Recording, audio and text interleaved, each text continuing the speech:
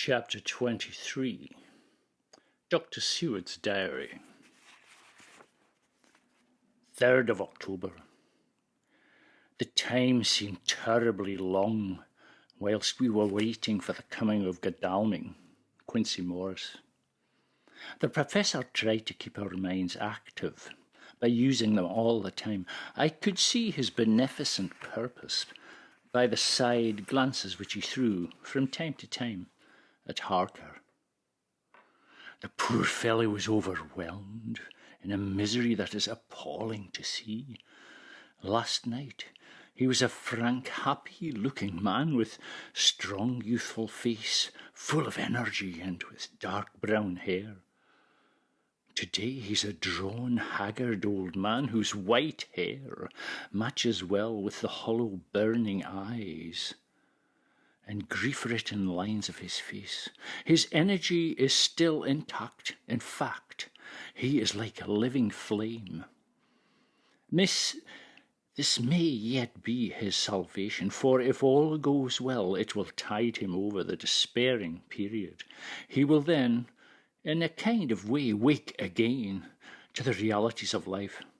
Poor fellow, I thought my own trouble was bad enough, but his? The professor knows this well enough and is doing his best to keep his mind active. What he has been saying was, under the circumstances, of absorbing interest as well as I can remember. Here it is. I have studied over again since they came into my hands all the papers relating to the monster. And the more I have studied, the greater seems the necessity to utterly stamp him out. All through there are signs of his advance, not only of his power, but of his knowledge of it. As I learned from the researches of my friend Arminius of Budapest, he was in life a most wonderful man. Soldier, statesman, alchemist, which latter was the highest development of science known of his time. He had a mighty brain, a learning beyond compare, and a heart that knew no fear, no remorse. He dared even to attend the Scholomance, and there was no branch of knowledge of his times that he did not essay. Well, in him the brain power survived the physical death, though it would seem that the memory was not all complete. In some faculties of mind he has been and is only a child, but he is growing. Some things that were childish at the first are now man's stature. He's experimenting, doing it well, and if it had not been that we have crossed his path, he may be yet, if we fail, the father and furtherer of a new order of beings, whose road must lead through death, not life. And all this is arrayed against my darling, but how is he experimenting? The knowledge may help us to defeat him. He has all along since his coming been trying his power, slowly but surely. But big child brain of his is working. Well, for us it is as yet a child brain. For had he dared at the first to attempt certain things, he would long ago been beyond our power. However, he means to succeed, and a man who has centuries before him can afford to wait. Go slow. Festina lente may well be his motto. I fail to understand. Do be more plain to me. Perhaps the grief and trouble of dulling my brain. The professor laid his hand tenderly on his shoulder. Ah, my child, I will be plain. Do you not see how of late this monster has been creeping into knowledge experimentally? How he has been making use of the zoophagous potion to effect his entry into friend John's home. For your vampire, though in all afterwards he can come when, how he will, must at the first make entry only when asked thereto by inmate. But these are not all his most important experiments. Do we not see how at the first all these so great boxes were moved by others? He knew not then But that must be so. But all the time that so great child brain of his was growing, and began to consider whether he might not himself move the box.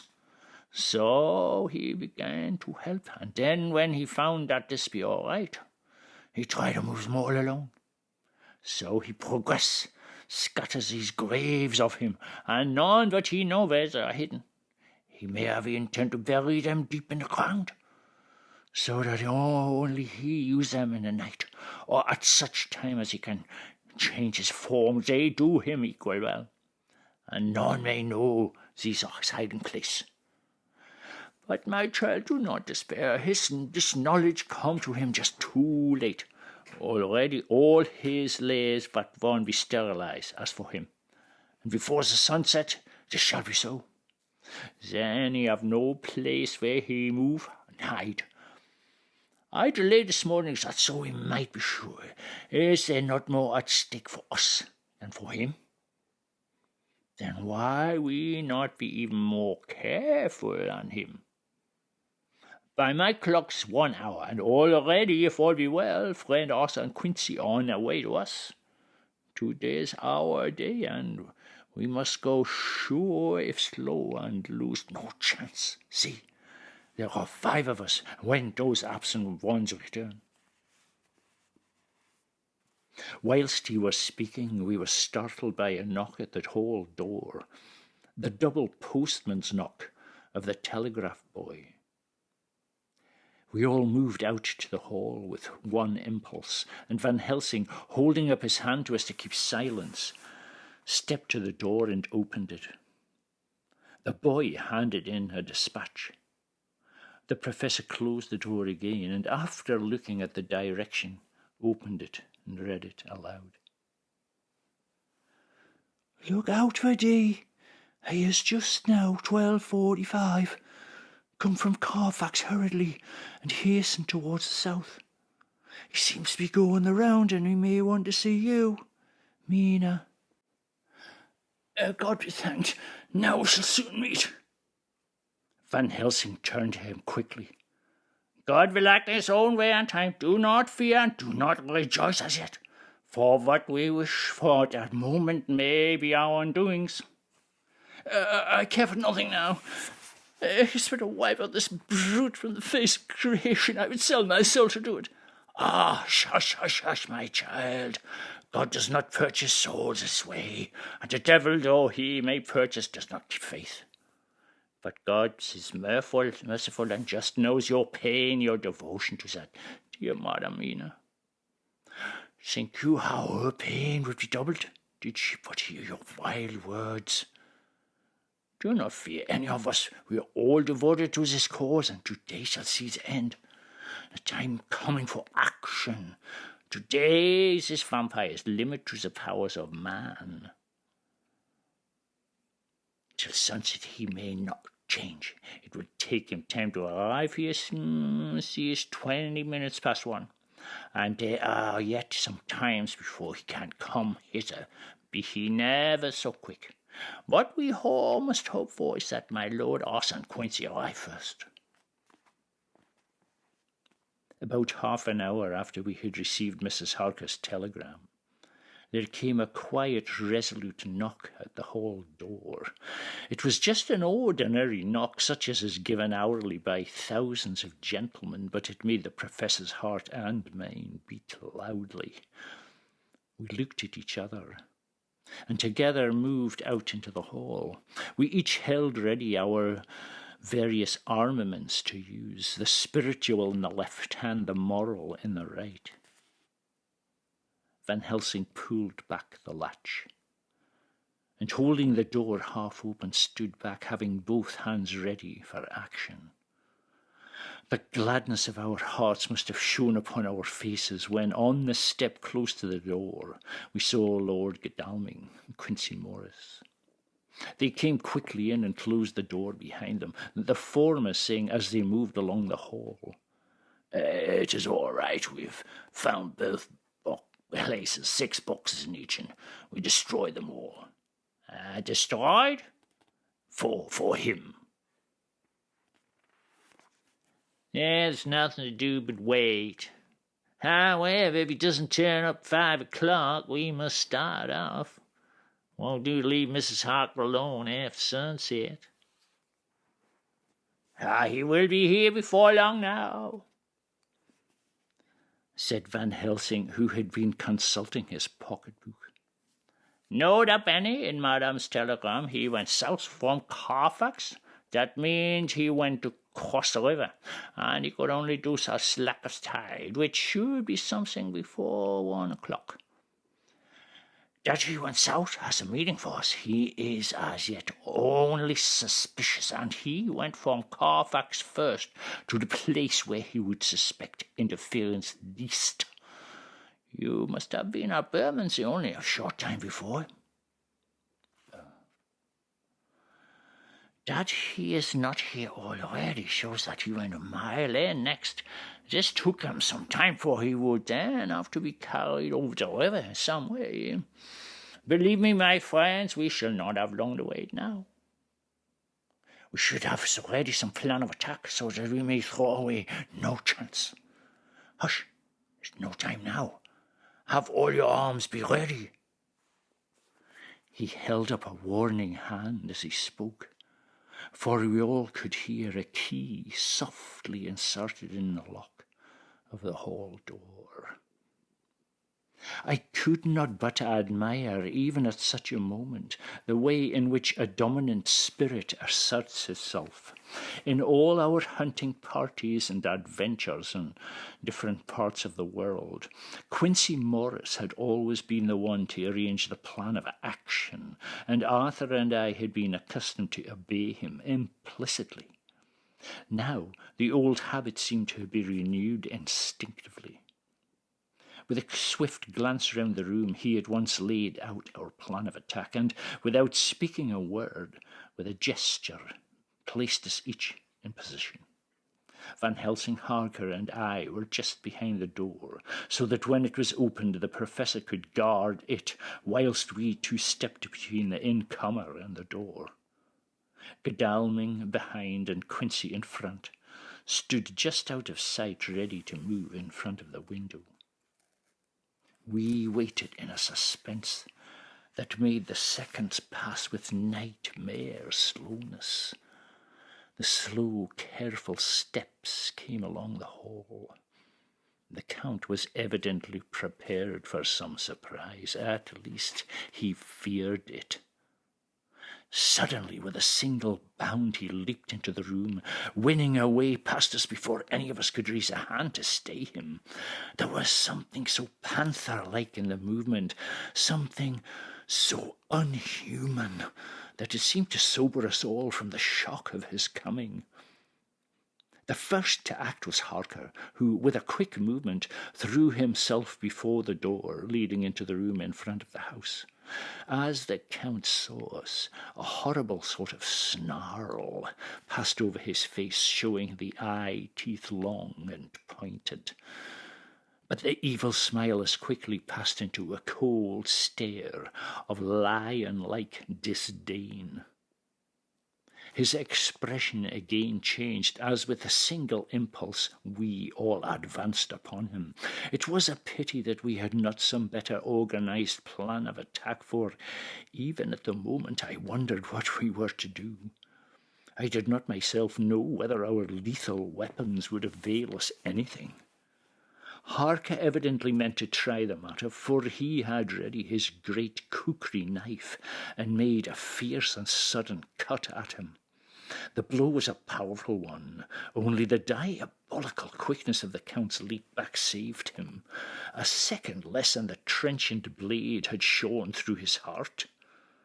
As it was, the point just cut the cloth of his coat, making a wide gap whence a bundle of banknotes and a stream of gold fell out.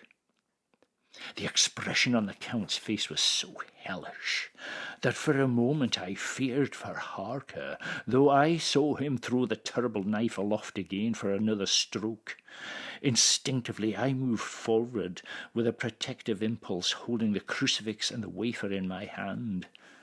I felt a mighty power fly along my arm, and it was without surprise that I saw the monster cower back before a similar movement made spontaneously by each one of us.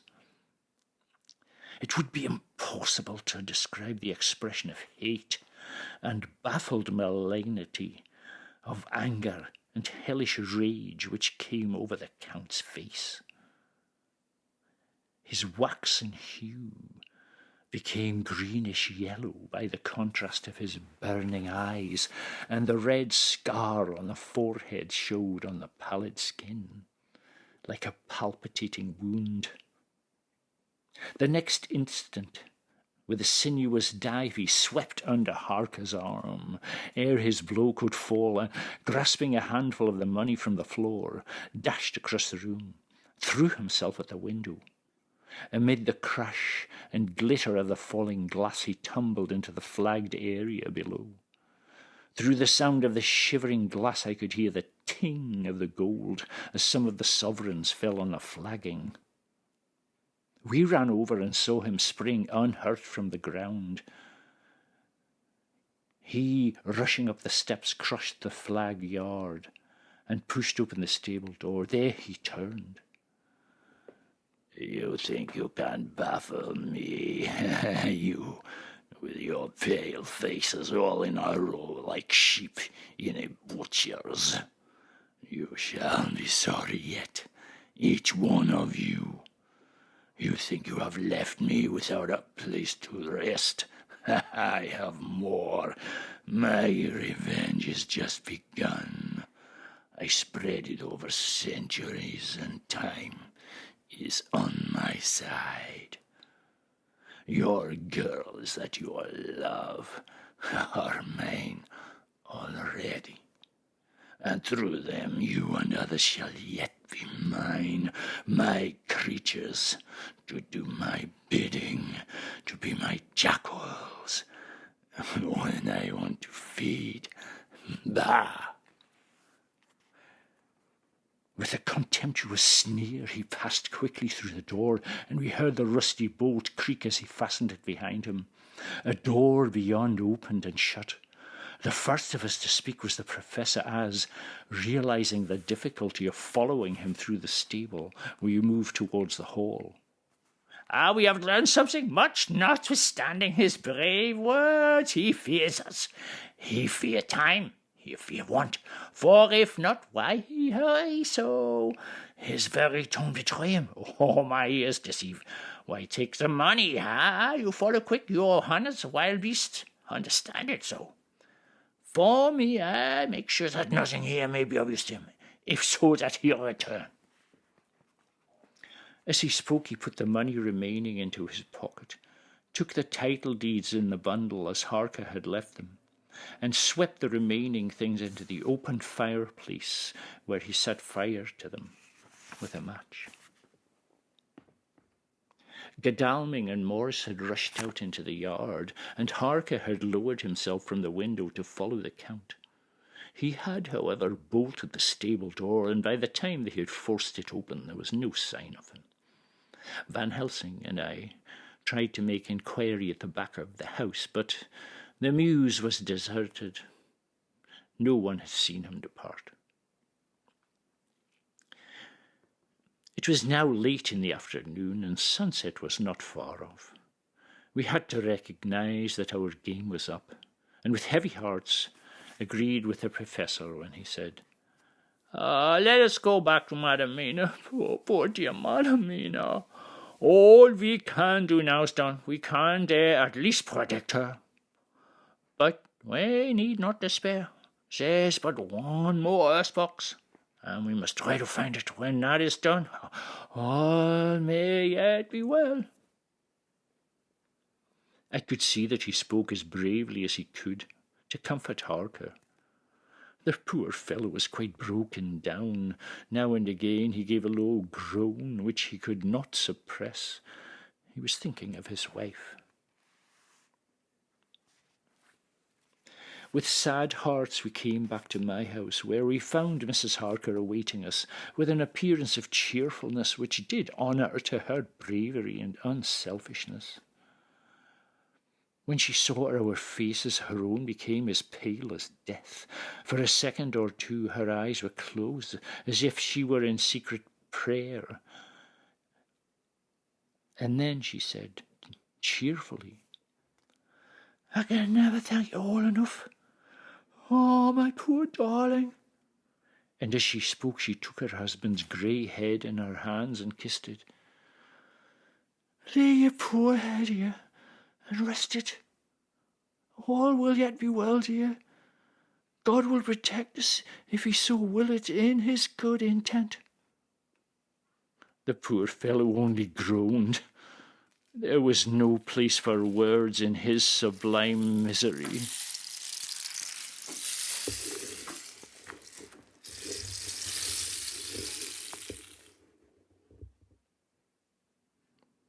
We had a sort of perfunctory supper together, and I think it cheered us all up somewhat. It was perhaps the mere animal heat of food to hungry people, for none of us had eaten anything since breakfast, or the sense of companionship may have helped us, but anyhow we were all less miserable, and so the morrow was not altogether without hope. True to our promise, we told Mrs. Harker everything which had passed, and although she grew snowy white at times when danger had seemed to threaten her husband, and red at others when his devotion to her was manifested, she listened bravely and with calmness. When we came to the part where Harker had rushed at the Count so recklessly, she clung to her husband's arm, held it tight as though her clinging could protect him from any harm that might come. She said nothing, however, till the narration was all done and matters had been brought right up to the present time. Then, without letting her husband's hand, she stood up amongst us and spoke. Oh, that I could give any idea of the scene, of that sweet, sweet good woman, in all the radiant beauty of her youth and animation, with the red scar on her forehead, of which she was conscious, and which we saw with grinding of our teeth, remembering whence and how it came. Her loving kindness against our grim hate, her tender faith against all our fears and doubting, and we knowing that so far as symbols went, she, with all her goodness and purity and faith, was outcast from God. "Jonathan," she said, and the words sounded like music on her lips. It was so full of love and tenderness. "Jonathan, dear, and you all, my true friends, I want you to bear something in mind through all this dreadful time. I know that you must fight, that you must destroy, even as you destroy the false Lucy, so that the true Lucy might live hereafter. But it is not a work of hate. That poor soul who has wrought all this misery is the saddest case of all. Just think what will be his joy when he too is destroyed in his worser part, that his better part may have spiritual immortality. You must be pitiful to him too, though it may not hold your hands from his destruction." As she spoke, I could see her husband's face darken and draw together, as though the passion in him were shrivelling his being to its core. Instinctively, the clasps on his wife's hand grew closer till his knuckles looked white. She did not flinch from the pain which I knew she must have suffered, but looked at him with eyes that were more appealing than ever. As she stopped speaking, he leaped to his feet, almost tearing his hand from hers as he spoke. "May God give him into my hand just for long enough to destroy that earthly life of him which we are aiming at. If beyond it I could send his soul for ever and ever to burning hell, I would do it. Oh, hush, in the name of God, don't say such things, Jonathan, my husband. I will crush me with fear and horror. Just think, my dear, I've been thinking this whole long day of it, that perhaps some day I too may need such pity, and that some other like you, and with equal cause for anger, may deny it to me. My husband, indeed I would have spared you such a thought had there been another way, but I pray that God may not have treasured your wild words except as the heart-broken wail of a very loving, sorely stricken man. Oh God, let these poor white hairs go in evidence of what he has suffered, who all his life's done no wrong, and on whom so many sorrows have come. We men were all in tears now. There was no resisting them, and we wept openly. She wept too, to see that her sweeter counsels had prevailed. Her husband flung himself on his knees beside her, and putting his arms round her, hid his face in the folds of her dress. Van Helsing beckoned to us, and we stole out of the room, leaving the two loving hearts alone. Before they retired, the professor fixed up the room against any coming of the vampire, and assured Mrs. Harker that she might rest in peace. She tried to school herself to the belief, and manifestly for her husband's sake, tried to seem content. It was a brave struggle, and was, I think and believe, not without its reward. Van Helsing had placed at hand a bell, which either of them was to sound in case of any emergency. And when they had retired, Quincy, Godalming, and I arranged that we should sit up, dividing the night between us, watch over the safety of the poor stricken lady. The first watch falls to Quincy, so the rest of us will be off to bed as soon as we can. Godalming has already turned in, for his is the second watch. Now that my work is done, I, too, shall go to bed. Jonathan Harker's journal, 3rd, 4th of October, close to midnight. I thought yesterday would never end.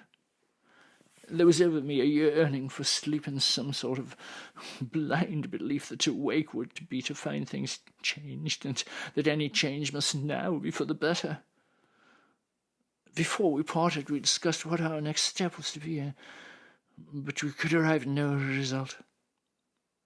All we knew was that one earth-box remained, and that the Count alone knew where it was. If he chooses to lie hidden, he may baffle us for years, and in the meantime, the thought is too horrible. I dare not think of it even now. This I know, that if ever there was a woman who was all perfection, that one is my poor wronged darling. I love her 1,000 times more for her sweet pity of last night, a pity that made my own hate of the monster seem despicable. Surely God will not permit the world to be the poorer for the loss of such a creature. This is hope to me. We are all drifting reefwards now, and faith is our only anchor. Thank God, Mina is sleeping without dreams. I fear what her dreams might be like with such terrible memories to ground them in. She has not been so calm within my seeing since the sunset. Then, for a while, there came over her face a repose which was like spring after the blast of March. I thought that at the time that it was the softness of the red sunset on her face, but somehow now I think it had a deeper meaning. I am not sleepy myself, though I am weary to death. However, I must try to sleep, for there is tomorrow to think of, and there is no rest for me until... later. I must have fallen asleep, for I was awakened by Mina, who was sitting up in bed with a startled look on her face. I could see easily, for we did not leave the room in darkness, and she had placed a warning hand over my mouth and whispered in my ear, "Hush, there's someone in the corridor." I got up softly and, crossing the room, gently opened the door. Just outside, stretched on a mattress, lay Mr. Morris, wide awake.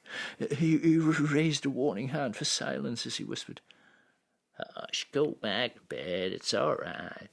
One of us be here all night. Don't mean to take no chances." His look and gesture forbade discussion, so I came back and told Mina.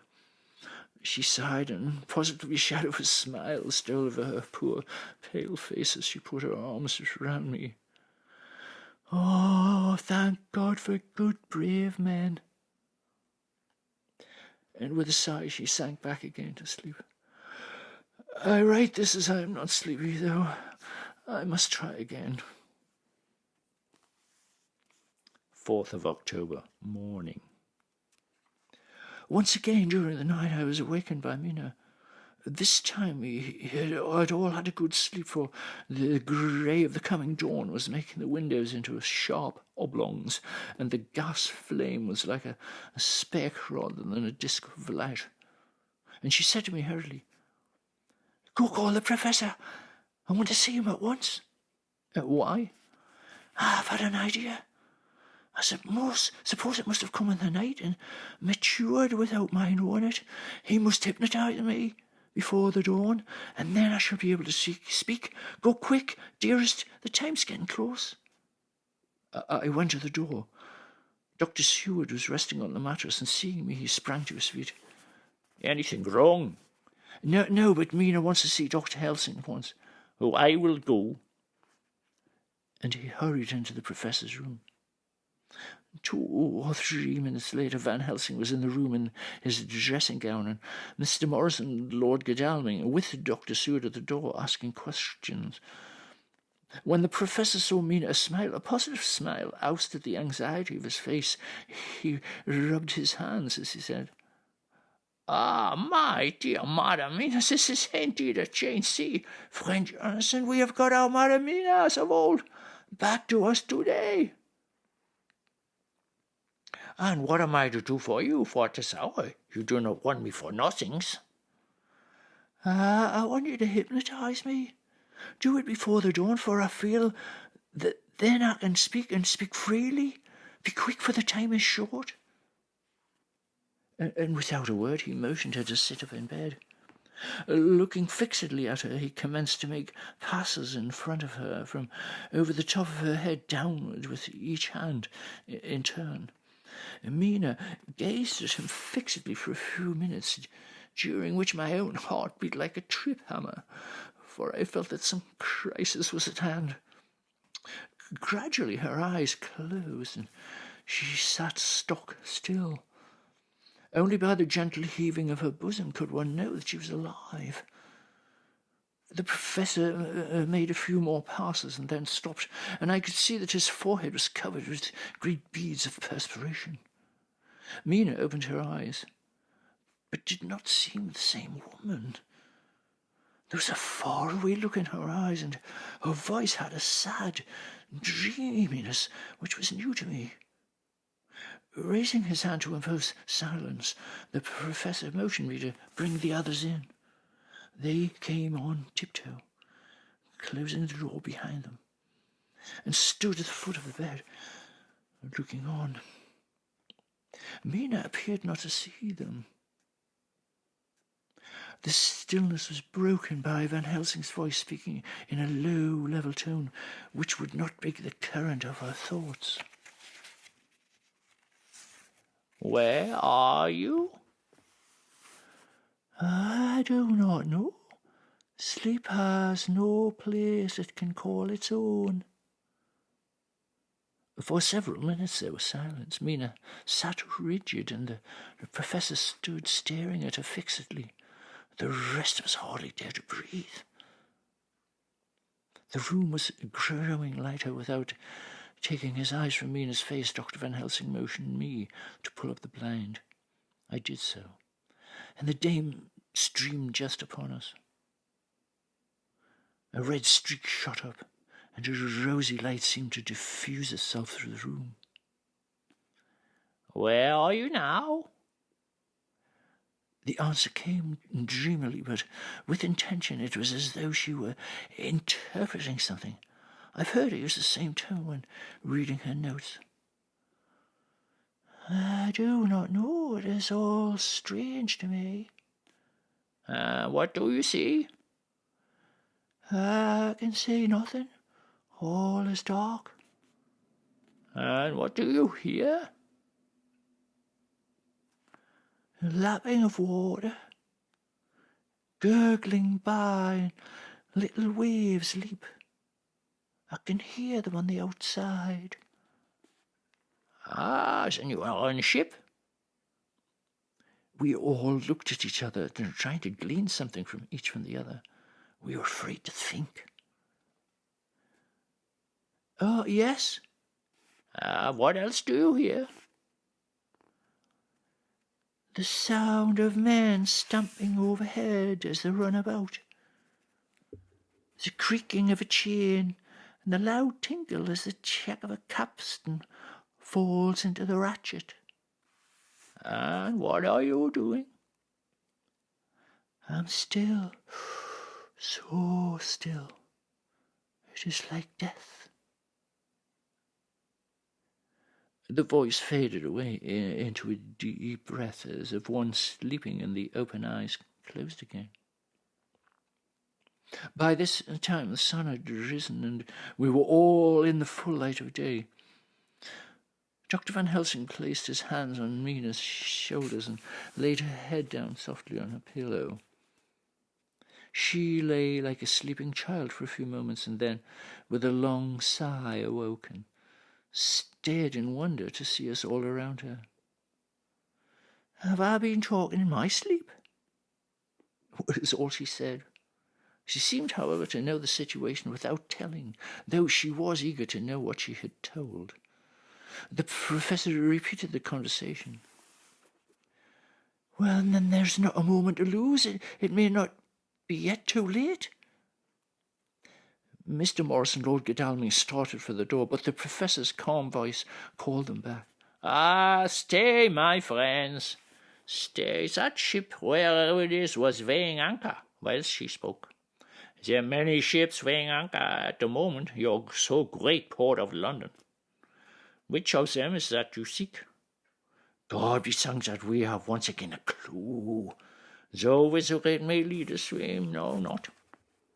We have been blind somewhat, blind after the manner of men. Since we can look back, we see what we might have been looking forward if we had been able to see what we might have seen. Alas, but that sentence is a puddle, is it not? We can know now what was in the Count's mind when he sees that money. So Jonathan's so fierce knife put him into danger that even he dread. He may escape, hear me, escape. He saw that, with but one earth-box left, and a pack of men following like dogs after the fox, this London was no place for him. He have take his last earth-box on board ship.